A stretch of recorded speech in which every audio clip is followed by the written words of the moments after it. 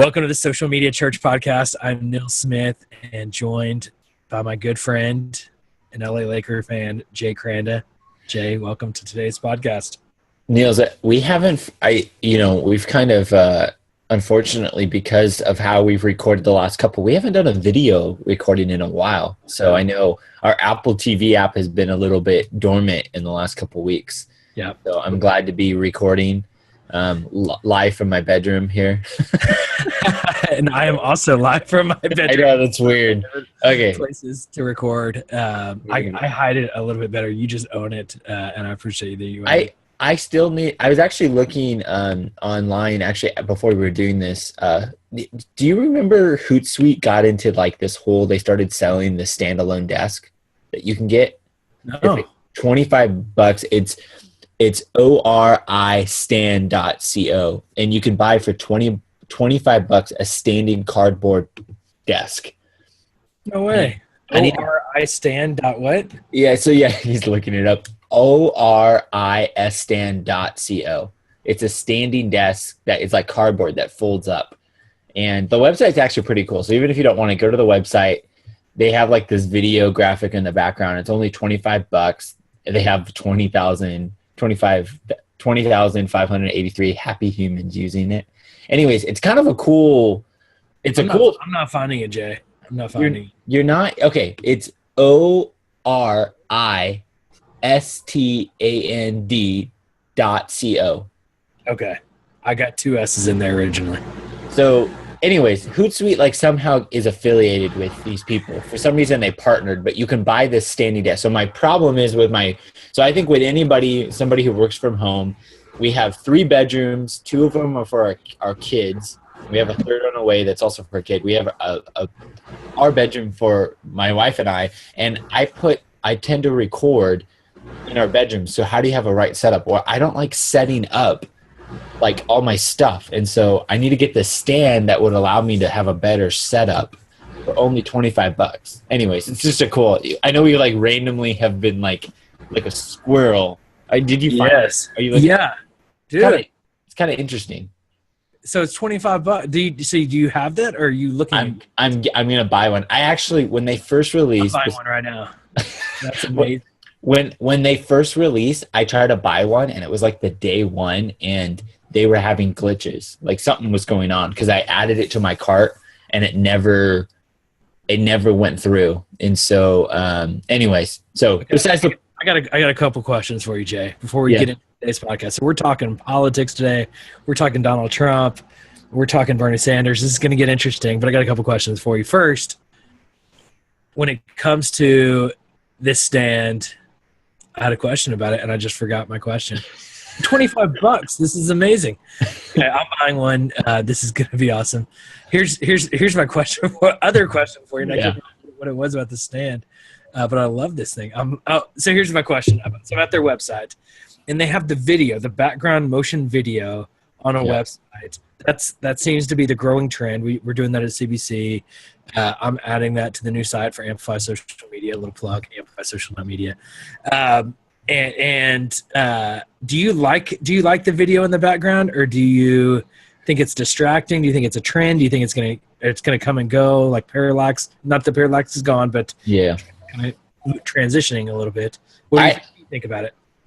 I like it. I think the hard thing though is that it's so prominent that it tends to be like, the problem is it has to be like a 20-second or less loop or something. And so I think it makes a lot of sense when you know you're like the target you're going after or the persona you're going after. So like they get it. They're going after like the young guy who works from home, and like they're hitting their target. Like they're hitting like the startup tech. And so it makes a lot of sense, especially when you got a product when you don't know what technically you're trying to see what it is. So that makes a lot of sense.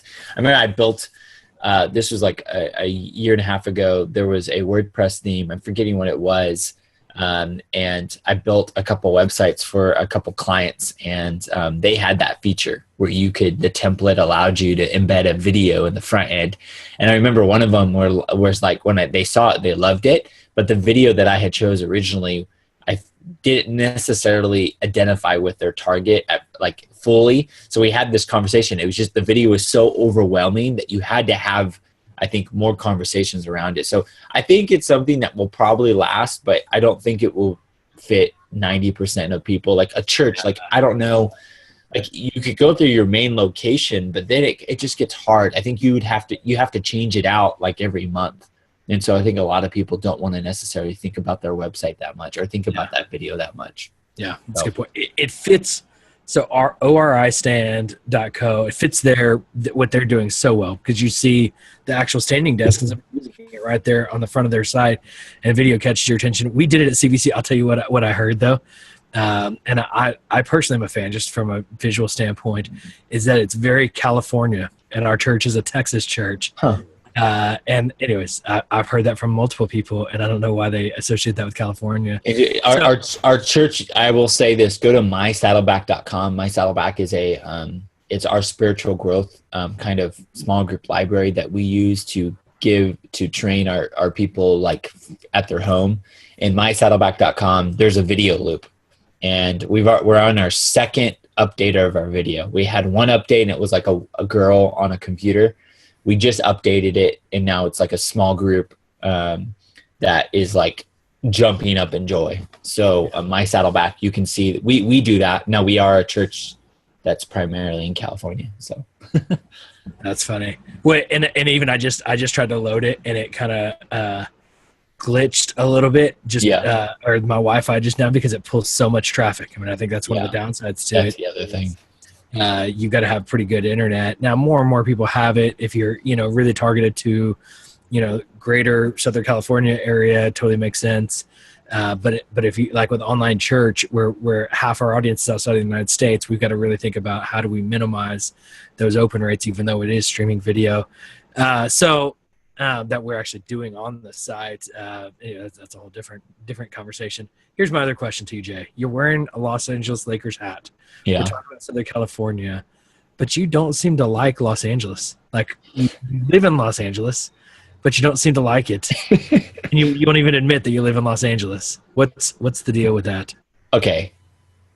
This is a conversation out of some friends that we were hanging out with. Los Angeles.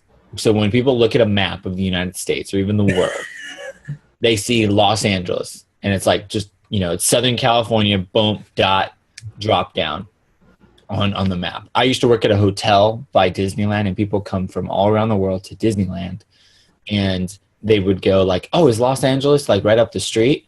And I would have to tell them, no, Anaheim and Los Angeles are very far. It's an hour, could be an hour and a half drive if you're in traffic.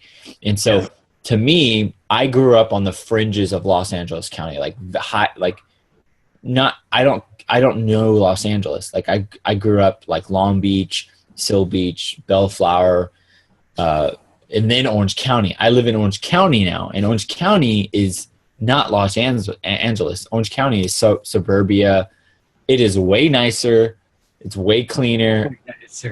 I love Orange County. Now I like. So you think you're better than everyone in LA? I wouldn't say I'm better. I mean, I just think I've made better life decisions to live where I live. So this happened yesterday. I was speaking at this conference thing for a friend that had asked me to. I had to go to Los Angeles, like downtown Los Angeles, and it took me an hour and 40 minutes. Yeah. An hour and 40 minutes. And I think I only drove like 30 miles.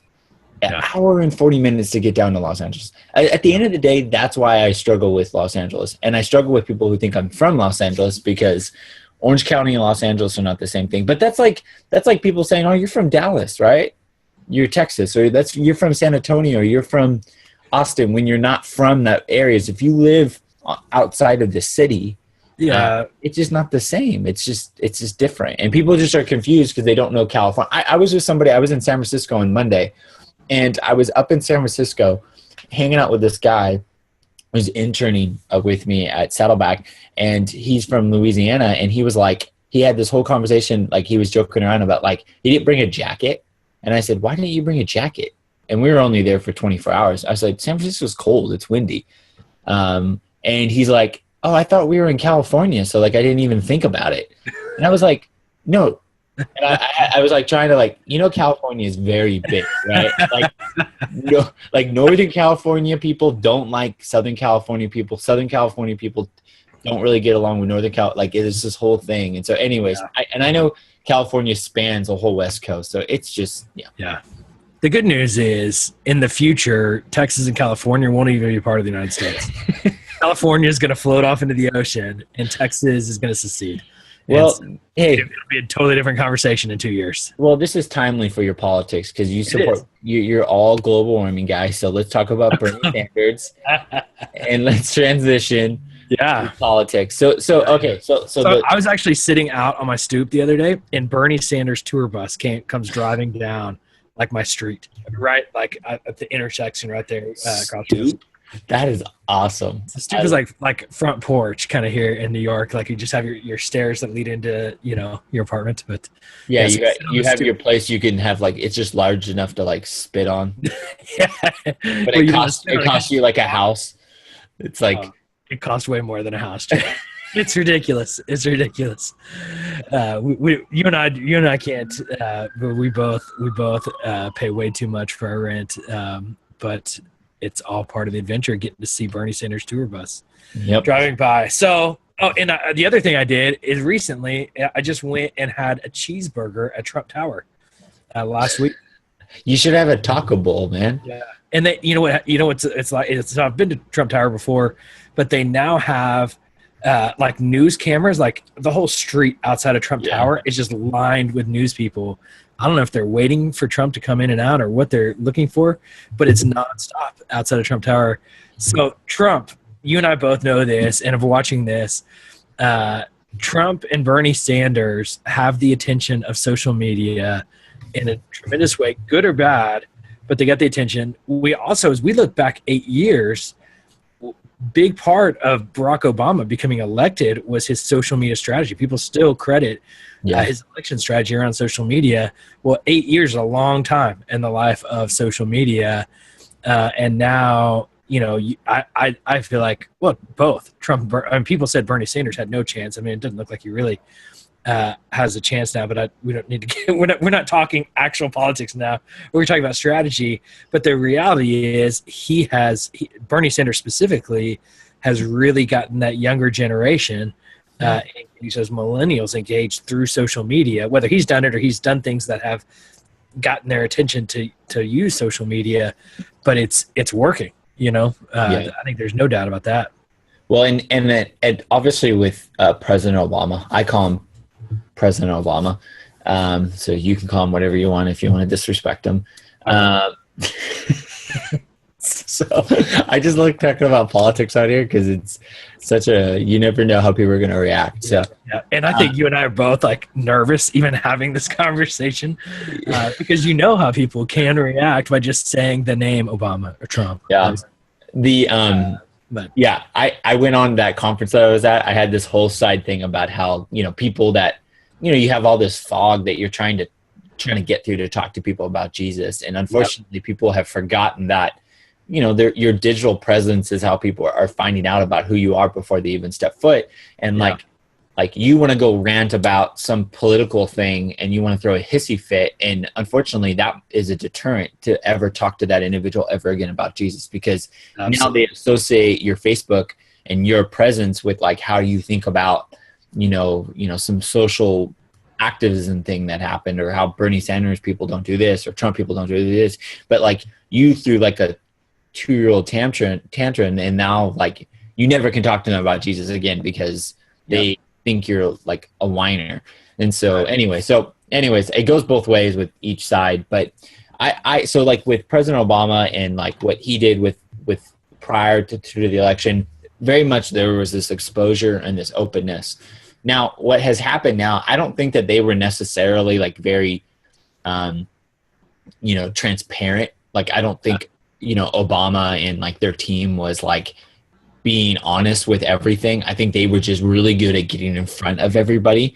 What's interesting now, and I think this is kind of comes down to a lot of churches. It's a lot of times there's this natural tendency to not want to answer the direct question. You want to play, you want to dance around the issue because it might political. You want to be political. It might not be right to answer someone's direct question and or deal with it. And so what Trump has done and Bernie Sanders has done is they have gone direct. They just answer it. Trump just answers stuff on Twitter. He answers, he doesn't dance around. If somebody says something, he just goes boom. He says it. Or Bernie just speaks his mind. Bernie has this whole pressure right now from chair parties, from different people, from all these people. There's all this pressure that, hey, Bernie, you're staying in longer and you're ruining Hillary's chance. And he's just being, well, I think the whole superdelegate stuff is stupid. And so he's like, he's speaking direct. And so I think it's an interesting tactic in today, like in 2016, to think, okay, what issues are the church dancing around, especially with social media? And should we be more direct? So Niels, should we be more direct? Why don't you kick it off? That's a good question, and I want to talk about their two strategies though, and the directness in it. But I think here's the big difference, and I think it's even a platform that the church has today, is that in the past the media controlled what we heard and saw, and now because of Twitter, because of Facebook, because of social media, Bernie Sanders has his own platform to say what he wants, when he wants, and his audience and those, or even those that are just curious to hear what he has to say, they don't have to go see what Fox News or what CNN or what the news channels say about him. They can go directly to his Twitter account and see what he's saying, and I think that's so powerful. And Trump the same way. I think Trump's strategy is extremely shock factor. Yeah. So Trump is all in, like he knows exactly what he's doing. I think it's genuinely him. I think there's a lot of people working around him, but you hear his personality coming out through his Twitter specifically. He's used, I've seen him doing a lot of Facebook stuff that's really tremendous, getting his family involved. So I think Trump's though navigating that shock factor, but I think he's still making himself human through social media, and especially by integrating his family into that strategy. Bernie Sanders is basically saying, I'm just going to tell it like it is. I'm going to use this platform to tell it like it is, like it or not, but this is how, and I'm going to take advantage of the attention I'm getting right now to get my opinions across. Yeah. So I think what churches can really dig into, or at least understand, is if you want attention on social media, shock factor is going to get that for you. Yeah. And so, we've seen it in the past with some churches that will maybe do some sex series, or they'll address something controversial. I'm very hesitant about those kind of strategies for churches, just because it can be so divisive when it comes to your perception in the community.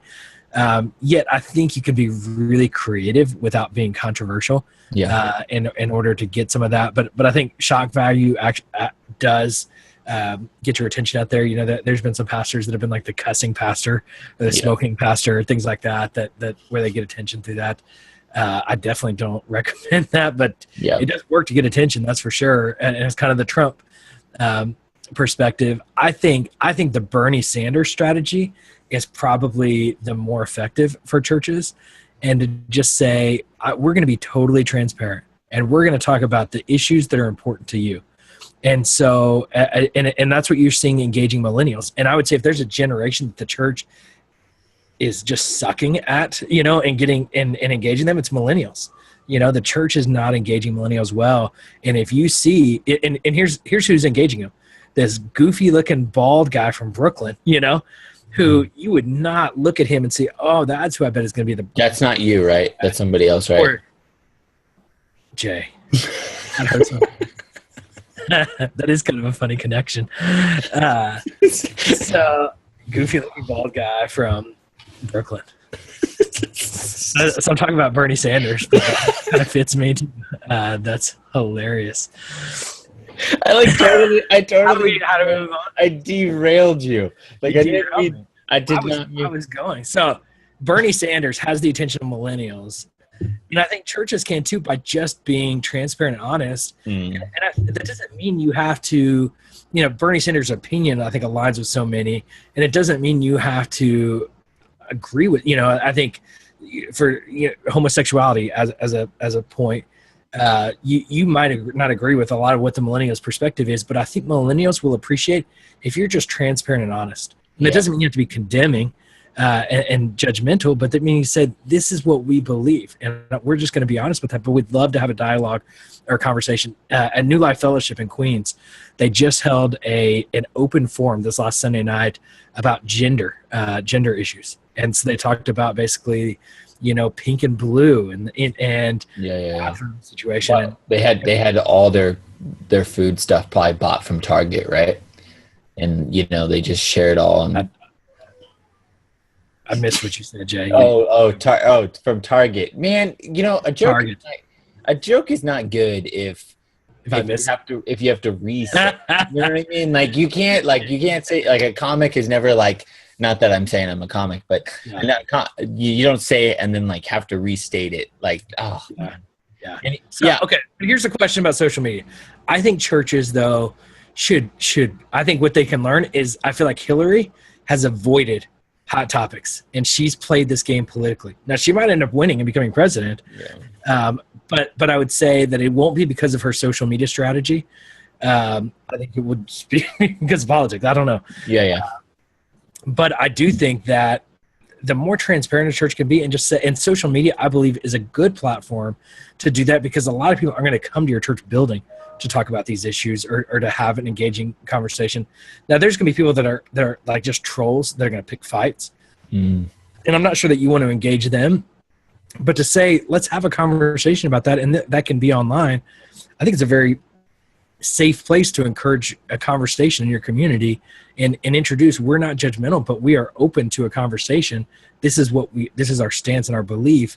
But let's have a conversation about it socially, not just we're going to state this stance and we're going to just be angry and we've got a voice but you don't.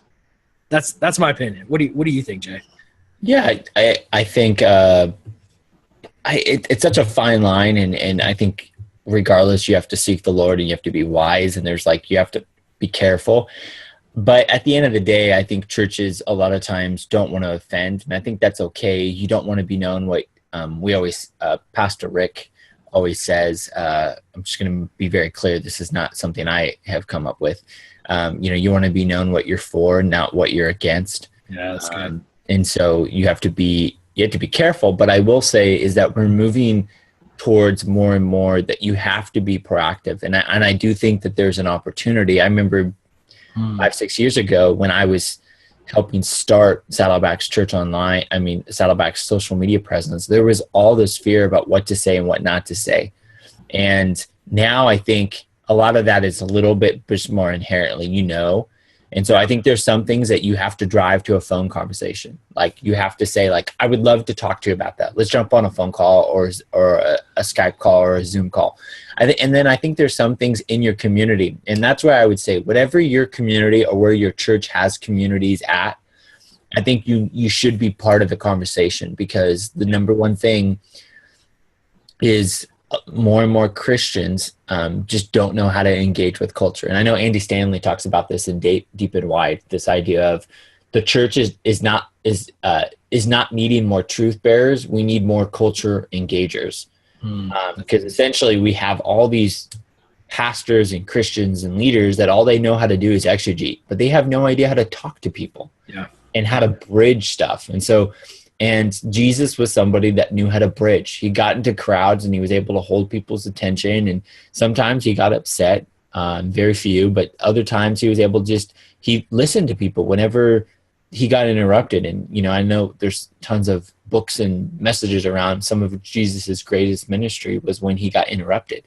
Yeah. And so I think that's a lesson for us with social media, and especially, with Trump and Bernie. I think at the end of the day, they've been able to capitalize for different reasons: frustration, fear, shock, all this stuff. But I think the church wants to be sometimes too PC, and we forget our church is full of people that aren't PC. And we're messy, and we're messed up. The church isn't for the healthy, it's for the sick. And so I think we should have those conversations and interject. I think the church should be having gender conversations. I think the church should be having sexuality conversations. The church should be having some political conversation, at least issue stuff. And so I know there are a lot of people that aren't going to be voting for Trump, but maybe voting for Hillary just because of the way Trump attitude is. But then Hillary is also there. She's got some pro-life stuff, and I mean some anti-life stuff with abortion stuff. It's like, which one is more important? And so there's all these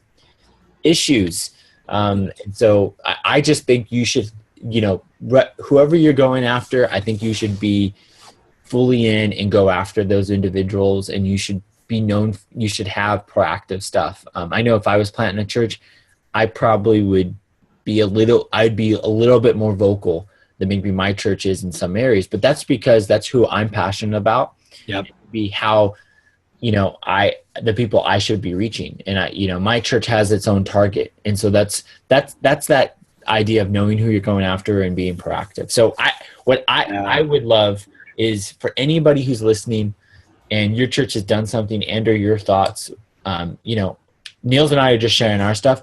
Please share your opinions. We would love to share it, retweet it, bring it up on the next show. I mean, any closing thoughts, Niels? I think you and I are so much on the same page with this. And I love your perspective if you were starting a church, because it's complicated in our churches. CBC is 25 years old.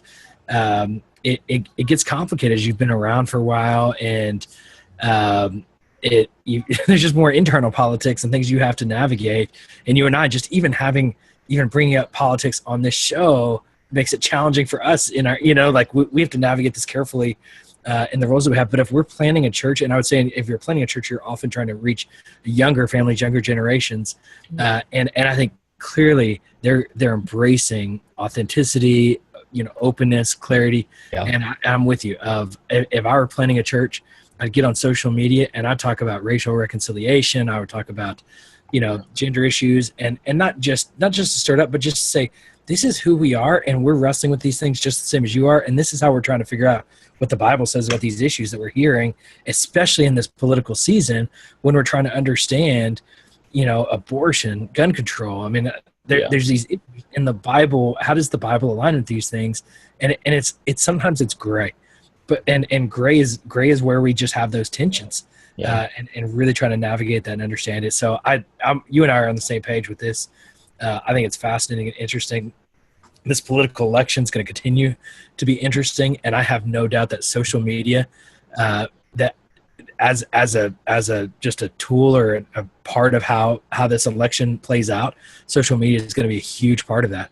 And so it's going to be interesting to watch and to navigate and learn from. And so I think there's a lot to learn from Trump and from Bernie Sanders. Yeah, it's interesting. And it's just, I think the church should try to figure out, regardless if it's on your weekend or if it's in core conversations or trainings or something, every time I talk to somebody, Trump, Bernie, Hillary get brought up.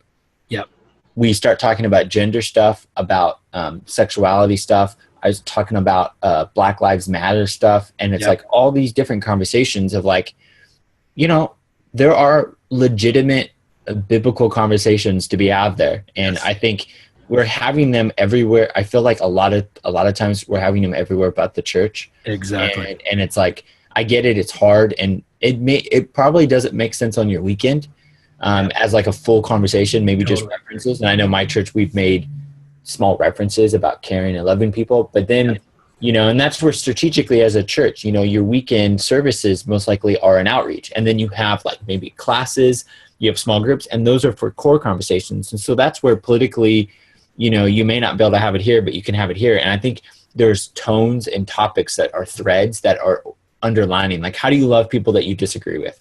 Or, what does God think about wealth? Or what does God think about gender? Or what does God think about sexuality? And so I think those are the conversations that you can have. And there's a lot of churches doing it. I think we have to take lessons. And so from a lot of these movements that are happening, that there are learnings. And so share your opinions with the hashtag SMC podcast.